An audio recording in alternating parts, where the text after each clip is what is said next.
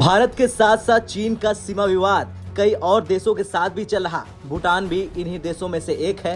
चीन और भूटान 477 किलोमीटर लंबी सीमा साझा करते हैं और यही सीमा विवाद सुलझाने के लिए 2 दर्जन से ज्यादा बार बातचीत भी हो चुकी है। इस बार भी चीन के विदेश मंत्री वांग यी ने चीन भूटान सीमा मुद्दे पर बातचीत के लिए भूटान के विदेश मंत्री टांडी दारोजी से मुलाकात की। चीन के सरकारी टेलीविजन CGTC के मुताबिक दोनों पक्षों ने सीमा विवाद जल्द से जल्द हल करने की कसम खाई है। चीन के विदेश मंत्री वांग यी ने बताया, सीमा वार्ता का पूरा होना और चीन भूटान के बीच राजनयिक संबंधों की स्थापना पूरी तरह से दीर्घकालिक है। चीन इस प्रक्रिया को पूरा करने के लिए भूटानी पक्ष के साथ तैयार है। वहीं भूटान के विदेश मंत्री दारोजी ने साफ साफ कह दिया कि पारंपरिक तौर पर दोनों देशों के संबंध मजबूत रहे हैं।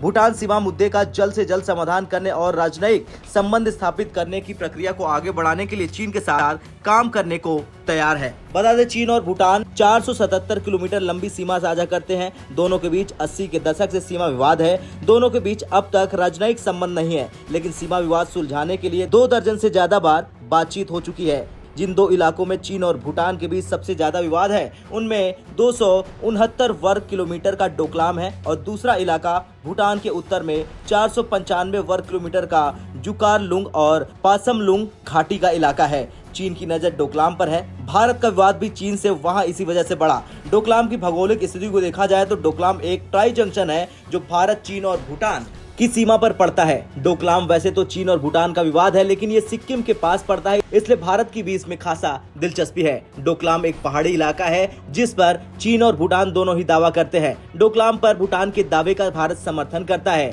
जून 2017 में चीन ने डोकलाम में सड़क बनाने का काम शुरू किया तो भारतीय सेना ने उसे रोक दिया। भारत की चिंता है कि अगर डोकलाम में सड़क बनती है तो इससे सुरक्षा समीकरण भी बदल सकते हैं। भविष्य में संघर्ष की स्थिति बनने पर चीन इसका इस्तेमाल सिलीगुड़ी कॉरिडोर पर कब्जे के लिए कर सकता है।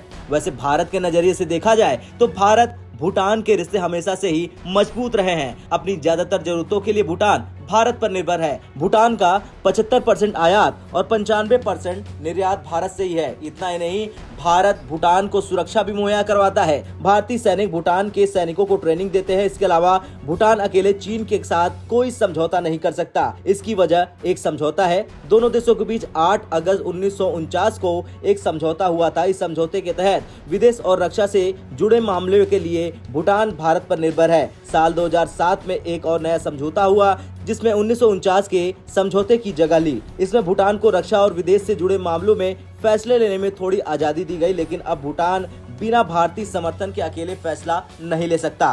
खैर, चीन और भूटान के विदेश मंत्रियों की मुलाकात भारत के नजरिए से काफी अहम है, मगर भारत ने अभी तक इस मुद्दे पर शांति बनाए रखी है। देखना यह होगा कि आगे इस पर क्या कुछ होता है। आपकी क्या राय है इस मुलाकात को लेकर? कमेंट कर जरूर बताएं। ब्यूरो रिपोर्ट, भारत तक।